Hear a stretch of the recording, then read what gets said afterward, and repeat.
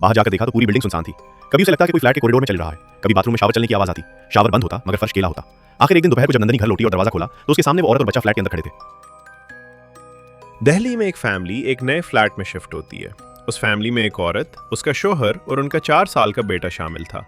औरत का नाम नंदनी, शोहर का नाम देव और बेटे का नाम आरश था। उन्हें उस फ्लैट में आए अभी मुश्किल से 10 दिन ही हुए थे। देव रोजाना दिन में ऑफिस चला जाता और रात को वापस आता। आरश का एडमिशन करीब ही एक प्ले स्कूल में करवा दिया गया था। जिस फ्लोर पर उनका फ्लैट था वहां तकरीबन सभी फ्लैट्स खाली थे। इस फ्लोर पर सिर्फ एक और फ्लैट था मगर उसमें रहने वाले लोग कभी कभार ही आते थे। इस वजह से दिन भर नंदनी फ्लैट में बिल्कुल अकेली रहती थी। एक दिन दोपहर के वक्त नंदनी फ्लैट से बाहर निकली तो उसने देखा कि सोसाइटी के मेन गेट पर एक औरत और तकरीबन 4-5 साल का एक बच्चा खड़े हैं। उनके कपड़े बहुत गंदे और बोसीदा थे। औरत के बाल बिखरे हुए थे और वो दोनों किसी तामीराती मजदूर जैसे लग रहे थे। अजीब बात यह थी कि वो दोनों मुसलसल सिर्फ नंदनी को ही घूर रहे थे। नंदनी को अजीब तो लगा मगर उसने ध्यान नहीं दिया और वापस फ्लैट में आ गई। अगले दिन फिर दोपहर में जब वो बाहर निकली तो वही औरत और बच्चा इसी जगह खड़े थे और इस बार भी नजरें सीधी उसके फ्लैट पर जमी हुई थीं। नंदनी को हल्की सी घबराहट हुई मगर उसने खुद को समझा लिया। शाम को देव आया तो नंदनी ने सारी बात बताई मगर देव ने उसे संजीदगी से नहीं लिया। इतवार के दिन देव और आरश दोनों घर पर थे। उस दिन नंदनी को वो औरत और बच्चा नजर नहीं आए, इसलिए उसने भी बात को भुला दिया। पेर के दिन देव ऑफिस चला गया और आरश स्कूल। नंदनी फिर अकेली रह गई। दोपहर को वो बेचैनी से बाहर निकली तो देखा कि वो औरत और बच्चा फिर वहीं मौजूद है। इस बार नंदनी का सब्र जवाब दे गया। वो चप्पल पहनकर सीधी मेन गेट की तरफ बढ़ी मगर जब वो वहां पहुंची तो वो दोनों गायब थे। नंदनी ने गार्ड से पूछा, यहां जो औरत और बच्चा खड़े थे वो कहां गए? गार्ड ने हैरानी से कहा, मैडम यहां तो सुबह से कोई नहीं आया, मैं सारी ड्यूटी यहीं हूं।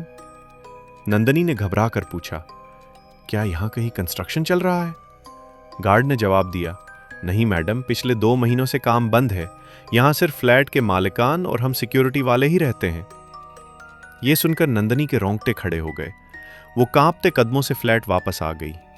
शाम को उसने देव को सब बताया और कहा कि यहां कुछ बहुत गलत है, मगर देव ने फिर भी बात को वहम कहकर टाल दिया। कुछ दिनों तक वो औरत और बच्चा नजर नहीं आए। एक दिन नंदनी दोपहर को वापस आ रही थी। वो एक सुनसान रास्ते से गुजर रही थी जहां अधूरी इमारतें बनी हुई थी। अचानक उसने एक इमारत में इसी बच्चे को खेलते हुए देखा। नंदनी ने सोचा आज बात कर ही लेती हूं।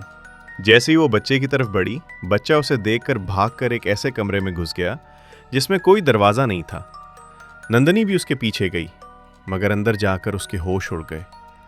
वहां कोई बच्चा नहीं था, न कोई दूसरा रास्ता, सिर्फ एक छोटी सी खिड़की।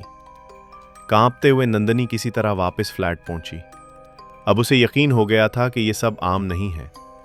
कुछ दिन बाद नंदनी ने रात को फ्लैट के बाहर किसी बच्चे के हंसने की आवाज सुनी। बाहर जाकर देखा तो पूरी बिल्डिंग सुनसान थी। कभी उसे लगता कि कोई फ्लैट के कॉरिडोर में चल रहा है, कभी बाथरूम में शावर चलने की आवाज आती। शावर बंद होता मगर फर्श केला होता। आखिर एक दिन दोपहर को जब नंदनी घर लौटी और दरवाजा खोला तो उसके सामने वो औरत और बच्चा फ्लैट के अंदर खड़े थे। तुम कौन हो और अंदर कैसे आए? नंदनी चीख उठी। औरत ने हल्की सी खौफनाक मुस्कुराहट के साथ कहा, हम तो बहुत पहले से यहां रहते हैं। वो नंदनी की तरफ बढ़ने लगी। नंदनी ने जोर से चीख मारी और वहीं बेहोश हो गई। इसी वक्त साथ वाले फ्लैट में आए हुए एक मर्द और औरत ने शोर सुना। उन्होंने नंदनी को संभाला और देव को बुलाया। फिर उन्होंने बताया, जब इस बिल्डिंग की तामीर हो रही थी तो इसी फ्लैट से एक औरत और उसका बच्चा नीचे गिरकर मर गए थे। इसके बाद यहाँ कई लोगों के साथ ऐसी ही चीजें हो चुकी हैं, इसलिए हम यहाँ ज्यादा नहीं रहते। ये सुनकर देव के होश उड़ गए।